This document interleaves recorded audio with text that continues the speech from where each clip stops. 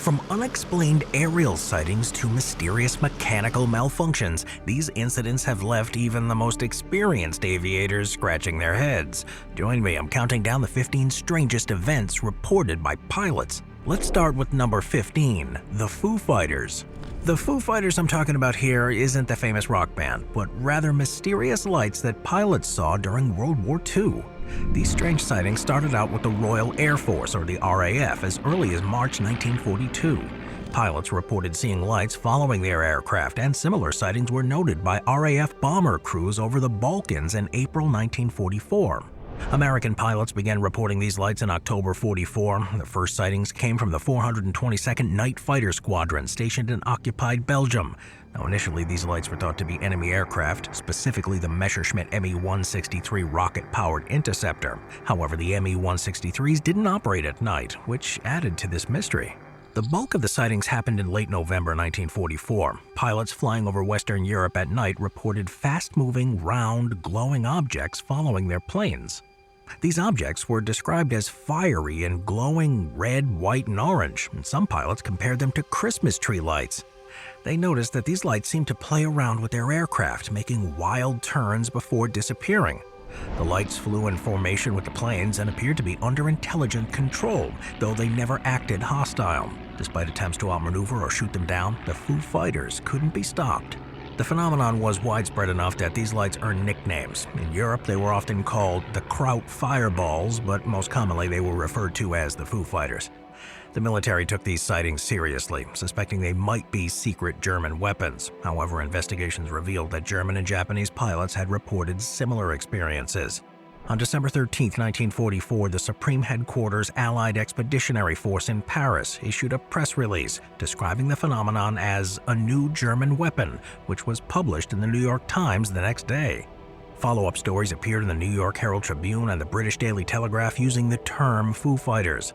Time magazine even covered this story on January 15, 1945, noting that the balls of fire had been following US AAF night fighters for over a month. Pilots consistently reported that these mysterious lights followed their aircraft closely and at high speeds. Number 14, Kenneth Arnold UFO sighting.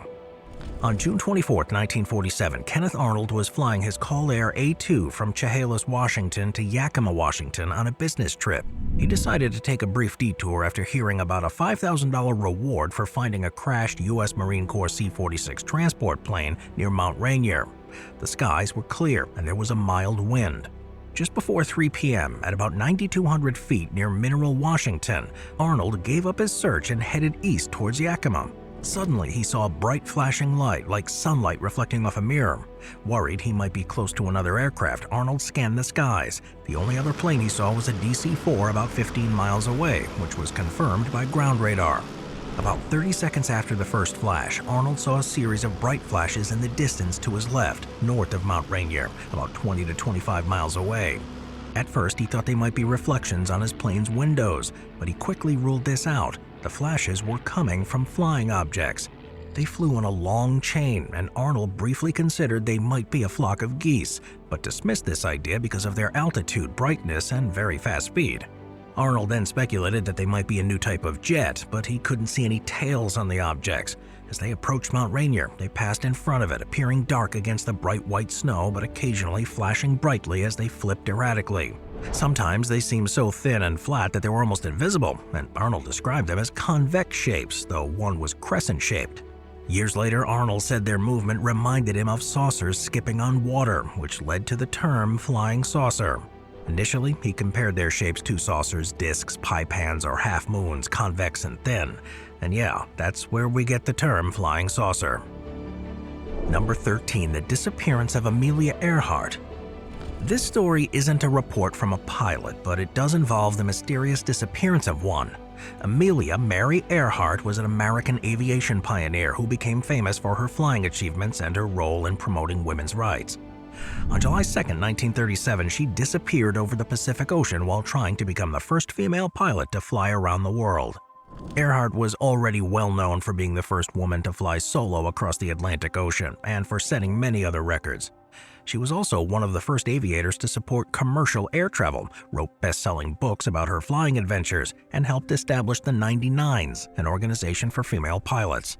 In 1937, Earhart attempted to fly around the world in a Lockheed Model 10E Electra with her navigator Fred Noonan. They were last seen in New Guinea before they vanished near Howland Island in the Central Pacific Ocean. Now, it's generally believed that they ran out of fuel and crashed into the ocean. Nearly a year and a half later, Earhart was officially declared dead. The mystery of her disappearance has kept public interest alive, with many speculating and forming conspiracy theories about what really happened.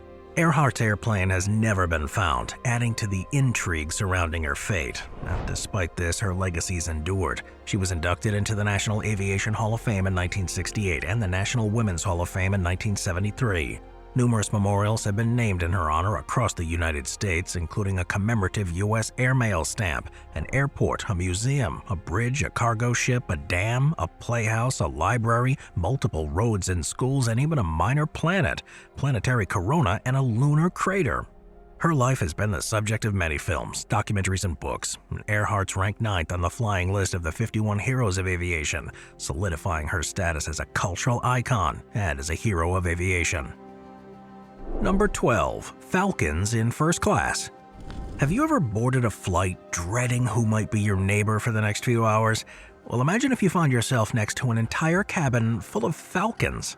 Well, passengers flying on a Qatar, Emirates, Etihad, or Royal Jordanian Airlines had this unique experience to worry about. On the Middle Eastern Airlines, pet falcons, which have their own passports, are allowed to fly, often perched on their owners' arms. It's common for falcon owners to bring their birds aboard flights, whether in first class or economy. Recently, a photograph of a cabin full of these treasured birds, taken by a pilot, went viral on social media. While it's not unusual to see falcons in the cabin area, having so many on board at once is quite rare. Usually, commercial airlines limit flights to a maximum of 6 falcons at a time. In 2014, Tom Whitehall experienced traveling with falcons firsthand on a Qatar Airways flight from Dubai to Doha. It was quite strange. There was no warning that they were going to be on the flight, he told CNN. I'd heard plenty of stories of falcons flying throughout the Gulf in the cabin of the aircraft, but had not seen it before. It was a nice surprise, but definitely a bit surreal. He said the birds weren't noisy and barely caused a fuss, except when the plane was landing. They had hoods on, so they were quite calm and relaxed until we started to land. They started to flap their wings, he said. According to its website, Qatar Airways allows passengers to travel with 1 Falcon in economy class and permits a maximum of 6 within the entire cabin. However, there's a cost for this, ranging from $115 to over $1,600 per bird.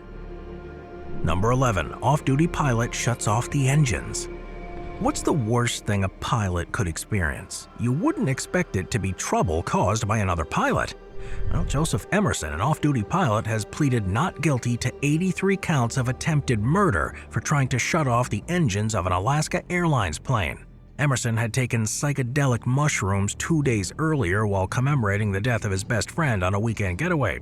He said the drugs plunged him into grief and highlighted his fragile mental health. After the plane made an emergency landing in Portland, Oregon, Emerson told the police he had a nervous breakdown. He hadn't slept for 40 hours and had been struggling with depression for months. According to an affidavit, Emerson tried to shut off one of the engines and later warned a flight attendant, "You need to cuff me right now or it's going to be bad." Even as the plane descended, he allegedly tried to open an emergency exit, thinking that if he jumped out, he would wake up. "I am horrified that those actions put myself at risk and others at risk," he said. "The crew got dealt a situation there's no manual, checklist, or procedure that's been written for." Well, he predicted that he almost certainly wouldn't be flying planes anymore, saying, "I don't know if I'll ever fly an airplane again, I really don't," and I had a moment where that kind of became obvious. Well, Emerson admitted he hadn't properly dealt with his ongoing mental health problems for fear of losing his pilot's license, and after taking the magic mushrooms, he started feeling like this wasn't real and was overwhelmed with paranoia, hallucinations, and anxiety about past trauma or shame. He even sent a text message to a friend saying he was having a panic attack, and though he might be either dead or in hell, definitely not a happy pilot nor a happy journey. Number 10. The Bermuda Triangle. The Bermuda Triangle, also known as the Devil's Triangle, is a legendary area in the western North Atlantic Ocean, where several aircraft and ships are said to have disappeared under mysterious circumstances. This idea became popular in the mid-20th century, although most reputable sources dismiss the notion that there's anything particularly unusual about the area. The earliest mention of strange disappearances in the Triangle came from an article by Edward Van Winkle Jones of the Miami Herald, published on September 17, 1950. 2 years later, Fate magazine published "Sea Mystery at Our Back Door," a short article by George X. Sand that outlined the now familiar triangular area where the losses happened. Sand recounted the disappearances of several planes and ships since World War II, including the tramp steamer Sandra, the December 1945 loss of Flight 19, a group of 5 U.S. Navy torpedo bombers on a training mission, the January 1948 disappearance of a Star Tiger, a British Sound American Airways passenger plane, the March 1948 disappearance of a fishing skiff with 3 men, including jockey Albert Snyder, the December 1948 disappearance of an airborne transport DC-3 charter flight en route from Puerto Rico to Miami, and the January 1949 disappearance of Star Ariel, another BSAA passenger airplane. One article described the Bermuda Triangle as a watery triangle bounded roughly by Florida, Bermuda, and Puerto Rico. Well, despite the sensational stories, the mystery of the Bermuda Triangle remains a popular urban legend rather than a confirmed phenomenon. Number 9. Flight MH370. Malaysia Airlines Flight 370 was an international passenger flight that disappeared on March 8, 2014, while flying from Kuala Lumpur, Malaysia to Beijing, China. The cause of its disappearance still remains unknown. The crew last communicated with air traffic control about 38 minutes after takeoff, when the flight was over the South China Sea. Minutes later, the aircraft vanished from secondary radar screens, but was tracked by the Malaysian military's primary radar system for another hour. It deviated westward from its planned flight path, crossing the Malay Peninsula and the Andaman Sea, before leaving radar range 200 nautical miles northwest of Penang Island in Malaysia. All 227 passengers and 12 crew members on board are presumed dead, making the disappearance of Flight 370 the deadliest incident involving a Boeing 777 and the deadliest of 2014. It was also the deadliest in Malaysia Airlines history, until Malaysia Airlines Flight 17 was shot down over Ukraine 4 months later, on July 17, 2014. The search for Flight 370 became the most expensive in aviation history. It initially focused on the South China Sea and the Andaman Sea. However, a novel analysis of the aircraft's automated communications with an Intersat satellite suggested that the plane had traveled far southward over the southern Indian Ocean. While the lack of official information in the days after the disappearance led to fierce criticism from the Chinese public, particularly from the relatives of the passengers, as most people on board were of Chinese origin. Several pieces of debris washed ashore in the western Indian Ocean during 2015 and 2016. Many of these were confirmed to have come from Flight 370, but the main wreckage has never been found, leaving the mystery unsolved. Number 8. Toilet camera. So, a recent lawsuit has detailed a bizarre incident involving 2 Southwest airline pilots and a hidden toilet camera, claiming that the pilots live-streamed footage of the toilet on board their aircraft to an iPad set up in the cockpit. Now, the lawsuit was filed in the federal court in the District of Arizona by Southwest Airlines flight attendant Renee Steinecker. On February 27, 2017, Steinecker was on a shift with pilots Graham and Russell for Flight 1088 from Pittsburgh to Phoenix. Steinecker was called to the cockpit to cover for Graham while he used the toilet. She noticed an iPad attached to the windscreen showing a real-time video of Graham in the toilet. When Russell realized she had seen the video feed, he became nervous and claimed it was a new top-secret camera system being installed on all Southwest aircraft as a safety precaution. Steinecker didn't believe his story. Not only was Steinecker skeptical, but she also found the pilot's behavior for the rest of the day unusual. When the plane landed, the pilots disembarked, leaving the aircraft unattended, which is against standard procedure. They also left a firearm unattended in the cockpit. Well, Steinecker reported the incident to higher-ups within the company, but no action was taken against Graham and Russell. Southwest Airlines later released a statement. "The safety and security of our employees and customers is Southwest's uncompromising priority. As such, Southwest does not place cameras in the lavatories of our aircraft. At this time, we have no other comment on this pending litigation." Way to go, Southwest. Moving on to number 7. Graveyard Spiral. No pilot wants to experience something called a graveyard spiral. In aviation, a graveyard spiral is a dangerous spiral dive that a pilot might accidentally enter when they're not trained or proficient in flying instrument meteorological conditions, or IMC. It's also known as a suicide spiral, deadly spiral, death spiral, or a vicious spiral, all names that highlight its terrifying nature. Graveyard spirals usually happen at night or in bad weather, when there's no visible horizon to correct misleading inner ear cues. This phenomenon results from sensory illusions that occur when a pilot is spatially disoriented and loses awareness of their aircraft's altitude. The pilot's brain misperceives spatial cues, making it hard to judge the aircraft's orientation. The graveyard spiral has both physiological and physical components. Mechanical failure is often a result, but generally not the cause. Instead, it's the pilot's sense of equilibrium that leads to the spiral dive. When flying by the seat of your pants and ignoring instrument readings, the pilot can enter controlled flight into terrain, CFIT, where an aircraft controlled by a pilot crashes into the ground. The pilot might mistakenly think they're flying with the wings level, but the altimeter and the vertical speed indicator showing descent. They pull back on the control yoke to climb, and in a banking turn, this action tightens the spiral, causing the plane to lose altitude faster, like water swirling down a drain. The bank angle directs the increasing amount of lift sideways, reducing the lift holding up the plane. The plane then goes into a descending spiral resembling a funnel until it eventually exits the base of the clouds or crashes. So yeah, pretty terrifying. Number 6. Concorde Eclipse Flight. On June 30th, 1973, the supersonic jet Concorde 1 made history by intercepting the path of a total solar eclipse and following its path across Africa. This incredible feat allowed passengers to experience a total solar eclipse for 74 minutes, the longest total eclipse observation ever. The idea came about when Pierre Lena, an astronomer with the Paris Observatory, met French Concorde test pilot André Turcotte for lunch at a Toulouse airport in May of 1972. Lena proposed viewing the 1973 eclipse from an aircraft, and by autumn 1972 they were told they could start working on the project, but the final decision wouldn't be made until February 1973. On February 2nd, it was confirmed that the flight would go ahead. Scientists conducted a test flight with their equipment on May 17, 1973, and a final rehearsal flight on June 28th.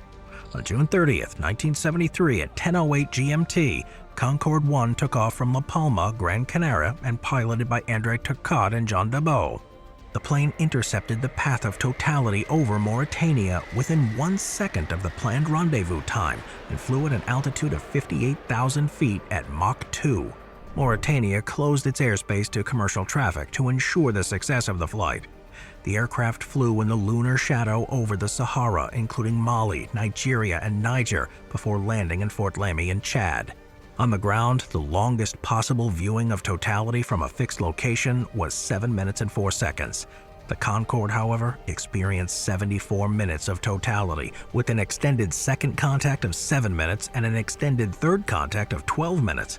While 5 experiments were carried out during the flight, they had limited scientific impact. Nevertheless, this flight remains a remarkable achievement in aviation and astronomical history. Number 5. Flight attendant quits in dramatic fashion. Stephen Slater, a frustrated JetBlue flight attendant, made headlines with his dramatic exit from his job.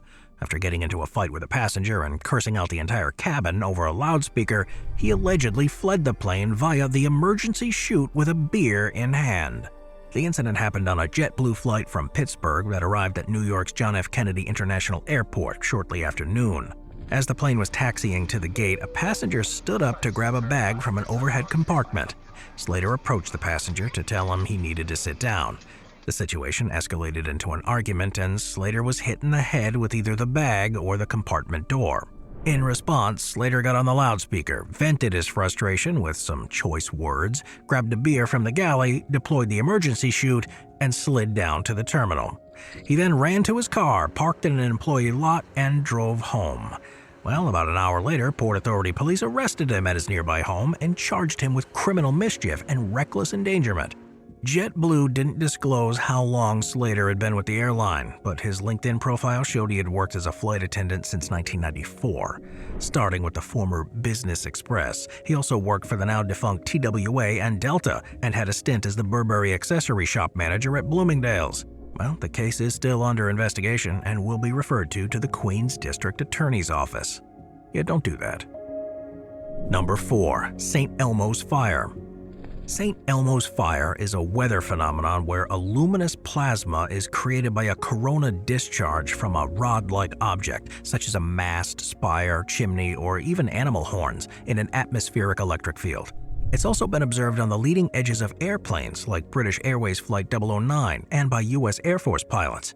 This effect appears as a blue or violet glow around the object, often accompanied by a hissing or buzzing sound. The intensity of the glow is proportional to the strength of the electric field, making it most noticeable during thunderstorms or volcanic eruptions.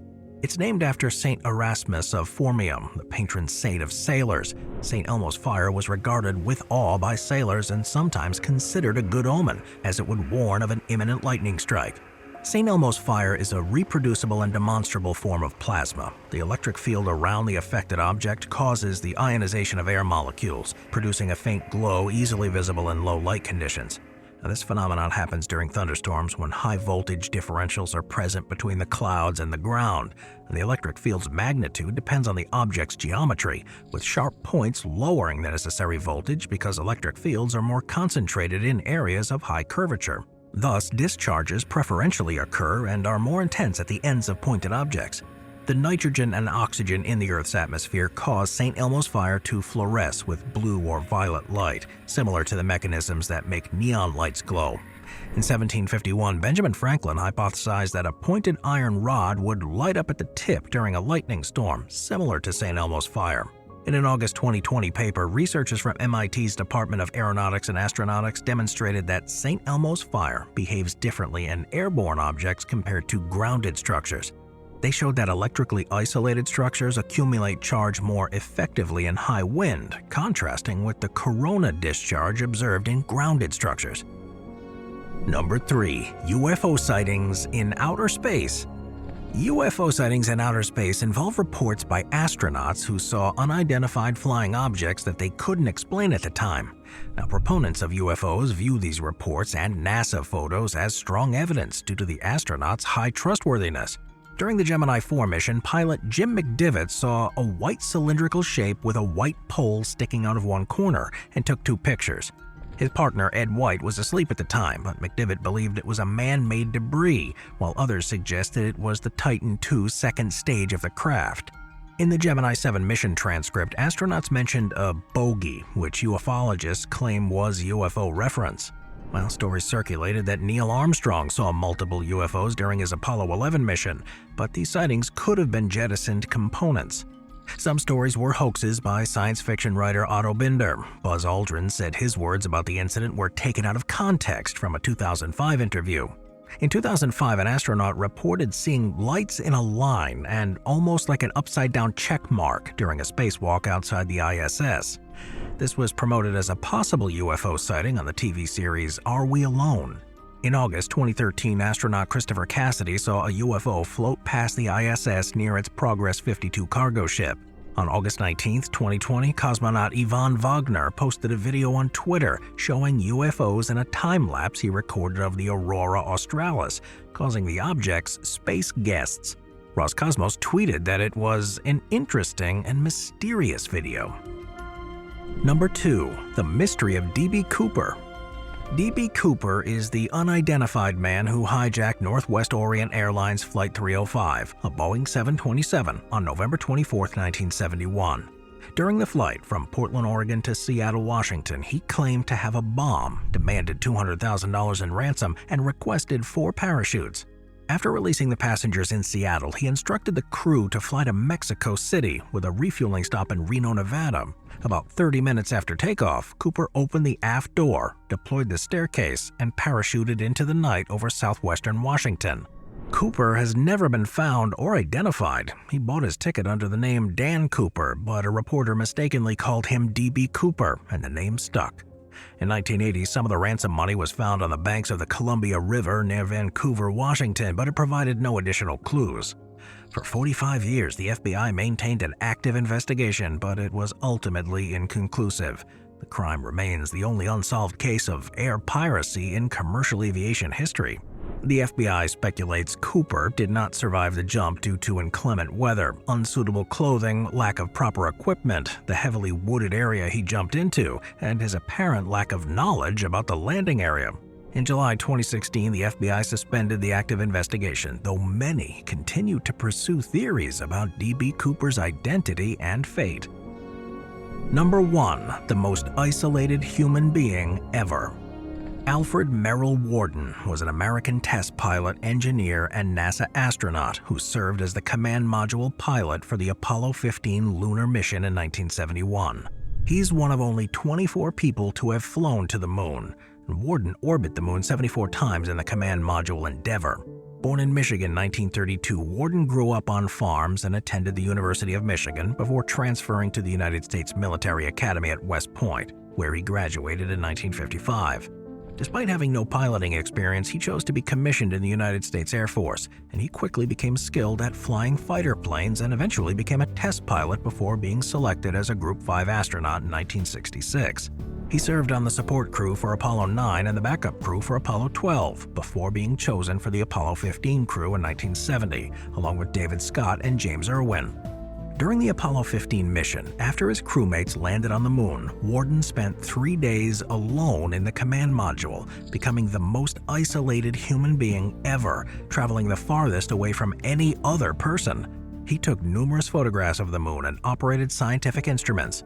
On the return flight to Earth, Worden performed a spacewalk to retrieve film cassettes from cameras on the spacecraft's exterior, the first deep space EVA in history. After returning to Earth, Worden and his crew were involved in a controversy over postal covers they had taken to the moon, leading to reprimands from NASA. Worden remained with NASA until 1975, then entered the private sector. He engaged in various business activities and was involved with the Astronaut Scholarship Foundation, serving as chair of its board of directors from 2005 to 2011. He made many public appearances promoting space exploration and science education before his death in 2020. Thanks for watching, everyone. I'll see you next time. Thank you to our channel members: